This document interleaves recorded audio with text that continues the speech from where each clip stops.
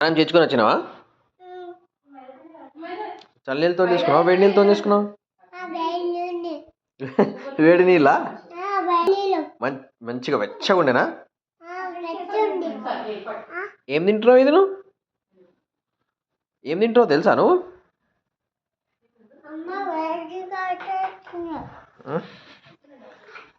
Array పోతుంది towel పోతుంది.